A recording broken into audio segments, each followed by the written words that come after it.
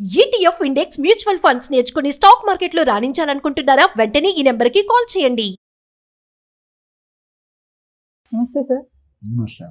Sir, ఈ AI artificial intelligence రావడం వల్ల ఐటీ కంపెనీస్లో ఉద్యోగుల కోత బాగానే కనిపిస్తుంది. అంటే సడన్గా తీసేస్తున్నారు. కొత్త టెక్నాలజీస్ రావడం, ఇంతమంది మాకు అవసరం లేదు అంటే 100 మంది చేసే పనిని 10 మంది చేయొచ్చు, ఒక రోబో చేసేస్తుంది అన్నట్టుగా వీళ్ళందరినీ తీయడం జరుగుతుంది. మరి ఇప్పుడు యువత ఎటువంటి ప్రత్యామ్నాయ మార్గాలు చూసుకోవాలి అంటే ఏం చెప్తారు? ఇందులో కరెక్షన్ ఏంటంటే నవీన, తీసేస్తానంటే అందరినీ తీయట్లేదు. ఒక అపోహ పోతే ఆర్టిఫిషియల్ ఇంటెలిజెన్స్ వస్తే జాబులు పోతాయని కొంతవరకు కరెక్టే. కొన్ని జాబులు అన్ని జాబులు ఆర్టిఫిషియల్ కూడా రిప్లేస్ చేయలేదని నా ఉద్దేశం. కొన్ని వాటిలో రిప్లేస్ చేస్తారు. అయితే ట్రంప్ అమెరికాలో ఎస్పెషల్లీ నేను చెప్పాను, అమెరికాలో తగ్గితే ఇండియాలో తగ్గినట్టే, చైనాలో తగ్గినట్టే. అక్కడ పెద్దాన తగ్గితే అందరు తమ్ముళ్ళు తగ్గుతారు. ఇక్కడ ఏమైందంటే ట్రంప్ థింకింగే వేరు, ఆల్ టుగెదర్ డిఫరెంట్. ఈ టర్మ్లో ఇంకా మారిపోయాడు ఆయన. ఫస్ట్ టర్మ్లో కొద్దిగా బెటరు, రెండో టర్మ్లో ఆయన ఆలోచనలు చట్టానికి విరుద్ధంగా ఉన్నట్టే ఉంటాయి కొన్ని. అంటే కొన్ని కఠినమైన డెసిషన్ తీసుకుంటున్నారు. అందులో ఒకటి జాబ్, ఐటీ జాబ్స్ కదా, మిగతా జాబ్స్ మీద కూడా ఇంపాక్ట్ పడుతుంది. మనం అనుకుంటే కొన్ని వేల మంది లిస్ట్ చేశారు, కొన్ని లక్షల మంది లిస్ట్ చేశారు. అంచులు ఆల్రెడీ కొంతమంది వచ్చేసారు, ఇంకొంతమంది రావడానికి మన ఇల్లు అమ్ముకుంటున్నారు, ప్రాపర్టీలు అమ్ముకుంటున్నారు, మిగతా అసెట్స్ ఉంటే అమ్ముకుంటున్నారు, తక్కువ రేటుకి అమ్మేసుకుంటున్నారు. ఎందుకంటే అక్కడ నుండి జాబులు లేకుండా సర్వైవ్ అవ్వలేరు. సో ఆర్టిఫిషియల్ ఇంటెలిజెన్స్ అనేది న్యూ ఎమర్జింగ్ సబ్జెక్ట్. మార్కెట్లో ఫ్యూచర్లో it is going to play lot of data science కానీ, డేటా అనలిస్ట్ కానీ, ఈ ఆర్టిఫిషియల్ ఇంటెలిజెన్స్ కానీ, సైబర్ సెక్యూరిటీ ఇవన్నీ కూడా పెద్ద రోల్ ప్లే చేస్తారు. అయితే ఎవరిని తీసేస్తారనేది క్వశ్చన్. అందరినీ తీయడానికి అవకాశం లేదు, ఎందుకంటే ఆల్రెడీ సిటిజన్షిప్ ఉందనుకున్నాను. ఎట్లా తీస్తారు? ఎవరైతే గత 8-10 సంవత్సరాలు వెళ్ళి మ్యాక్సిమం వీక్గా వెళ్ళారో, సబ్జెక్ట్ లేకుండా, ప్రోటోకాల్ లేకుండా, ప్రొసీజర్ లేకుండా, డివేట్ చేసుకొని, మ్యానిపులేట్ చేసుకొని, మేనేజ్ చేసుకొని వెళ్ళారో వాళ్ళకి ఇబ్బంది. సో వాళ్ళకి ప్రత్యేకంగా ఇంకేం లేదు. పెద్ద పెద్ద కంపెనీస్ కూడా సడన్ గా వాళ్ళని తీసేస్తున్నారు కదా సార్. మరి అలాంటి వాళ్ళు ఇప్పుడు ఏం చూసుకోవాలంటారు? అంటే వాళ్ళకి వేరే ఏమన్నా ఉన్నాయా మార్గాలు? మార్గాలు అంటే ఇప్పుడు మీకు ఎలా చెప్పండి, జాబ్స్ అనేది దొరకడం కష్టం అండి. Government jobs ruled out. వాళ్ళు ఫెడరల్ వాళ్ళకి అంటే గవర్నమెంట్ ఎంప్లాయీస్కి బైఅవుట్ స్కీమ్ పెట్టారు. ప్రైవేట్ వాళ్ళకి అంతే కమిట్మెంట్ ఉండదు. 1-2 నెలలు ఇచ్చి నోటీస్ పెట్టి తీసేస్తారు. అయితే వాళ్ళు ఎవరైతే బయటకు వచ్చేస్తారో either they have to become an entrepreneur వాళ్ళకున్న ఫీల్డ్లో, లేదా వేరే సెగ్మెంట్ షిఫ్ట్ అవ్వాలి. వేరే సెగ్మెంట్ షిఫ్ట్ అయితే స్టార్టప్స్. ఎందుకంటే ఇప్పుడు స్టార్టప్కి మంచి బూస్ట్ ఇస్తుంది ఇండియా. స్టార్టప్ ఇండియా టైటిల్ నేమ్తో they are giving good support, funding కానీ. సో మన మేధస్సుని మనం ఒక దగ్గర జాబ్ చేసేపోతే, ఎవడైతే జాబ్ చేస్తున్నాడో వాడు బాస్ గోల్ కోసం వర్క్ చేస్తాడు. నీ లక్ష్యం ఉండదు, నువ్వు ఇంకెవడో లక్ష్యానికి నువ్వు పనిచేస్తున్నావు. అంటే కొంతమంది అంటున్నారు సార్, కంపెనీ ఓనర్స్ ఎవరైతే ఉంటారో, అంటే నాట్ ఇన్ అమెరికానే కాదు ఎక్కడైనా సరే, కంపెనీ ఓనర్స్ ఎవరైతే ఉంటారో వాళ్ళని జాబ్ చేసే వాళ్ళని మనుషుల్లా చూడట్లేదు, మెషిన్స్ లాగా చూస్తున్నారు అని అంటున్నారు. దానికి అంతే కదా. ఇప్పుడు కంపెనీ ఎవరైనా తీసాను ఫస్ట్ హై టికెట్ని తీసేస్తారు సిఇఓ లెవెల్లో. ఒక సిఇఓ శాలరీ కూడా 100 మంది ఎంప్లాయీస్ ఉంటుంది, లేదా 50 మంది ఎంప్లాయీస్ ఉంటారు. ఇక్కడ 100 మంది తీసే బదులు ఒకళ్ళనిద్దరు పైన పీకితే సెట్ అయిపోతుంది ఒకటి. అట్లా మొత్తం తీసుకుంటూ పోతే సిస్టమ్ కంపెనీ దెబ్బతింటుంది.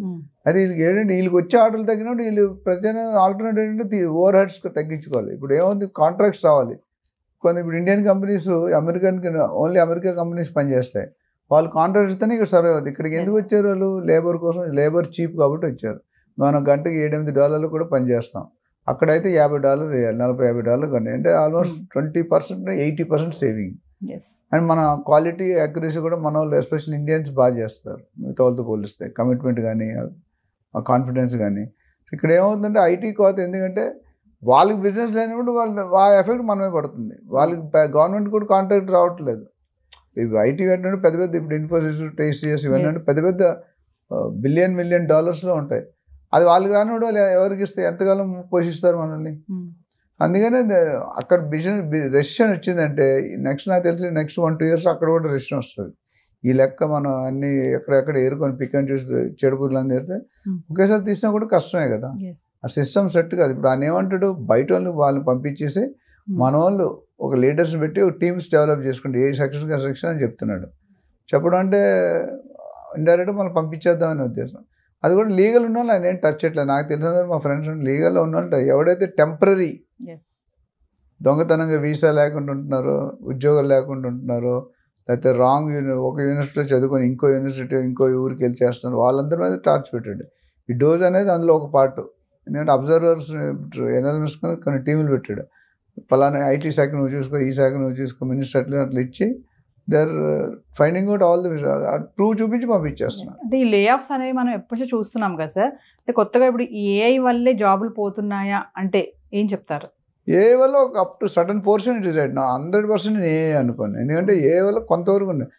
చాలామంది నేను ఒప్పుకోను ఏ వచ్చినందుకు జాబ్స్ ఏం పోవండి, కొంత పర్సంటేజ్ రిప్లేస్ అవుతుంది. ఇప్పుడు నేను ఇప్పటికీ చెప్తాను ఏ కొన్ని పనులు చేయలేదు, ఇప్పుడు కూడా కొన్ని పనులే చేయగలుగుతుంది. అందులో వీక్ సర్టిఫికేట్ లేని వాళ్ళు, ఇల్లీగల్ వాళ్ళని వెళ్ళిపోతున్నారు. రెగ్యులర్ వాళ్ళు టాలెంట్ వాళ్ళకి కూడా కావాలి కదా. ఇప్పుడు మనం తీసాడు ఇంకో టాలెంట్ వాడిని, వాడు $50 ఇవ్వాలి గంటకి, మనకి $8 ఇస్తే ఆయనకి $50 ఎందుకు తీస్తాడు? But if is not skilled person, if is not skilled, ఈ డజంట్ హ్యావ్ టెక్నికల్ నాలెడ్జ్, ఈ డజంట్ హ్యావ్ పైథాన్, ఈ డజంట్ హ్యావ్ జావా, ఇవన్నీ అవి లేని వాళ్ళు తీస్తున్నాడు. అందుకని మనం లాస్ట్ టైం చెప్పాం కదా, it's better not to go illegally to America. ఇప్పుడు ఒక 30 years బ్యాక్ అమెరికా మోజు ఉండేది అత్తగారికి, ఏంటంటే అల్లుడు అమెరికా అయితే 5 కోట్లు, అప్పట్లో మేము చదువుకున్నట్టు 50 లక్షలు కట్టినారు అప్పట్లో, అంటే 30 years బ్యాక్. అప్పుడు 50 లక్షలు అంటే కొన్ని కోట్లు. అది ఇప్పుడు అది లేదు, ఎందుకంటే ఇండియాలోనే అంత శాలరీస్ ఇస్తున్నారు. There are companies which are paying equal salaries to America, London. So అక్కడ ఏంటంటే చాలాసార్లు ఒక సినిమాలో బ్రహ్మానందం గారు బోర్డు పెట్టుకుంటాడు ఎంఎస్, వాళ్ళ అత్తగారు ఏమంటారంటే అమెరికా అల్లుడు కదా ఎంఎస్ అనేది, మంచి కట్ట నుంచి పెళ్ళాడు. 2 సంవత్సరాల తర్వాత ఆవిడ అమెరికా వస్తుంది అల్లుడు ఇంటికి. వస్తే బెంచ్ గారులు దిగుతాడు, మంచి బెంచ్, పెద్ద బెంచ్ దిగి హాస్పిటల్కి వెళ్తాడు. అత్తగారు అక్కడ రిసెప్షన్ ఉన్నాడు, లోనికి వెళ్ళి డ్రెస్ మార్చేస్తాడు, డ్రెస్ స్వీపర్ బకెట్ పట్టుకొని వస్తాడు. వచ్చి అత్తగారు ముందు అదేంటి అల్లుడు నువ్వు ఎంఎస్, బ్రహ్మానందం మెయిన్ స్వీపర్ అన్నాడు. ఎంఎస్ అంటే వేరే మీనింగ్. అంత క్రేజీ ఉండేది. ఇప్పుడు ఆ క్రేజీనెస్, ఎందుకంటే అమెరికా వెళ్ళిన ఎవరు హ్యాపీగా లేరు. మా ఫ్రెండ్స్లో కొంతమంది చెప్తారు ఎప్పుడు తీసేస్తాడో తెలియదు రా, దిన్న గండం రా, ఇక్కడ ఇవాళ ఉంటే ఇవాళ రేపు ఉంటుందా లేదు, పింక్ స్లిప్ అంటారు వాళ్ళు. సెక్యూరిటీ మాట్లాడే అవకాశం కూడా లేదు మేనేజర్తో. పింక్ స్లిప్ అంటే నీ సెటిల్మెంట్ ఇచ్చేస్తా, నీకు 2 నెలలు శాలరీ అంటే వెళ్ళిపో, మేనేజర్ లేడు, తీసుకొని యూఆర్ అవుట్. సార్ ఐటీ రంగంలో ఇలాంటి ఉద్యోగాలు అంటే కోత ఉంది కదా, అంటే ఇది ఎప్పటి వరకు ఉంటుంది, అంటే ముందు కూడా ఇంకా ఎలా ఉంటుంది, మరి యువత ఎలాంటి నిర్ణయాలు తీసుకోవాలి? యువత అనేది ఫస్ట్ స్కిల్స్ నేర్చుకోవాలండి, థియరీ కాదు. ఇంజనీరింగ్ చేసిన తర్వాత జాబ్ వస్తుంది, ఎంటెక్ చేసిన, పిహెచ్డి చేసిన కూడా రోడ్డు మీద పడుతున్నారు. So until unless you have the background, you have the originality. GRE test రాయాలి, టోఫెల్ టెస్ట్ రాయాలి, అయ్యి రకరకాల టెస్టులు, జీమెట్ టెస్టులు రాసిన తర్వాత ప్రాక్టికల్ ఓరియంటేషన్కి వెళ్ళాలి. వాళ్ళు లైఫ్లో సక్సెస్ అవ్వాలంటే మనం స్కూల్లో చదువుకుంది, కాలేజ్ ఆఫీస్లో వాడమండి. మీరు వాడుతున్నారు, మీరు చదువుకుంది ఇక్కడ బాస్ ఏం చెప్తే చేయాలి, మీకు ఇష్టం ఉన్నా కష్టం ఉన్నా, అక్కడ కూడా అదే పరిస్థితి. So but degree is something like eligibility, అంతేగాని దాని మాత్రం జాబ్స్ వస్తాయని కూడా భ్రమ. You should have additional qualification, additional practical exposure. అంటే వస్తున్నటువంటి కొత్త టెక్నాలజీని మనం అప్గ్రేడ్ చేసుకుంటే, టెక్నాలజీ వాడు ఇప్పుడు రియల్ ఎస్టేట్ టెక్నాలజీ వాడిపోతే దే ఆర్ అవుట్. ఏ డిపార్ట్మెంట్ అయినా అప్పుడు కంప్యూటర్ వాడు, నేను ఇంకా మారోడే బిల్స్ ఇప్పుడు కూడా చేతితో రాస్తారు, వాళ్ళు నమ్మరు కంప్యూటర్ని. కంప్యూటర్ అంటే వాళ్ళు అందరూ అలా చేయలేరు కదా. ప్రపంచం మారుతుంటే మనం కూడా మారాలి, వాళ్ళు కూడా ఎక్స్పెక్ట్ చేస్తారు. ఇప్పుడు ఆఫీస్ చేత గవర్నమెంట్ ఆఫీస్ ఎట్టుంటే మనకు తెలుసు, డస్ట్ పోస్ట్ ఆఫీస్ వెళ్తే వెళ్ళాం, మన ఎలర్జీ వస్తుంది. మనం ఎందుకు ఇస్తున్నారు? They want to show a difference, they want you to grow, they want work. Foreign companies work campaigns చాలా వాల్యూ ఇస్తారు. మీరు గచ్చిబౌలి ఫైనాన్షియల్ ఇండస్ట్రీ ఆఫీసులు చూడండి, ఇంద్ర భవనాల్లో ఉంటాయి. దాన్ని వర్క్ చేసేటప్పుడు మనకి ఆ కంఫర్ట్ జోన్ ఇవ్వాలి. ఇంకా మన కల్చర్ మారుతున్నాం ఇక్కడ. నా ఉద్దేశం ఏంటంటే ఇల్లీగల్గా ఆలోచించడం మానేయాలి, స్కిల్స్ నేర్చుకుని రాయల్గా రాజాలాగా వెళ్ళండి. డోంట్ గో జాబ్స్ కోసమే కాకుండా, జాబ్ కోసం సెర్చ్ చేయడమే కాకుండా కొంచెం ఎంటర్ప్రీనియర్ వైపు మీరు అన్నట్టుగా బిజినెస్ కానీ ఏదైనా స్టార్ట్అప్స్ కూడా చేసుకోవాలి. స్టార్ట్అప్ చేసుకుంటే గవర్నమెంట్ తాలూకు సపోర్ట్స్ బాగున్నాయి, ఫండింగ్ ఉంది, అప్పిస్తున్నారు, కొన్ని స్పెషల్గా రిబేట్స్ ఇస్తున్నారు, డిస్కౌంట్స్ ఇస్తున్నారు. అది వాడుకొని మీరు 10 మందికి జాబ్ ఇవ్వండి.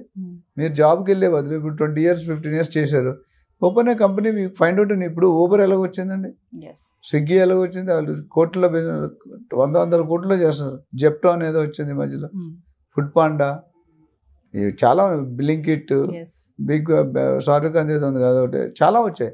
ఇవన్నీ new concept. You also find out new concept. డెఫినెట్గా మార్కెట్లో బోల్డ్ ఇంకా ఆటోమేషన్ కావాల్సి చాలా ఉన్నాయి. టెక్నాలజీని మనం అప్గ్రేడ్ చేసుకుంటూ వెళ్తే we have to think lot ఉంది. మీరు ఒకరి మీద డిపెండ్ అవ్వగలి. గవర్నమెంట్ జాబ్ ఇచ్చినా ఎదుగు బతుకు ఉంటుందండి. ఇప్పుడు ఒక ఐఏఎస్ ఆఫీసర్ ఎంత అండి, 80,000 స్టార్ట్ 90,000 శాలరీ. ఐఏఎస్ అవ్వాలంటే ఎంత కష్టపడాలి? ఇందులో 25% పెడితే మంచి బిజినెస్ పెట్టి నిజాయితీగా హానెస్ట్గా టర్న్ చేస్తే they break the records. Yes, thank you sir.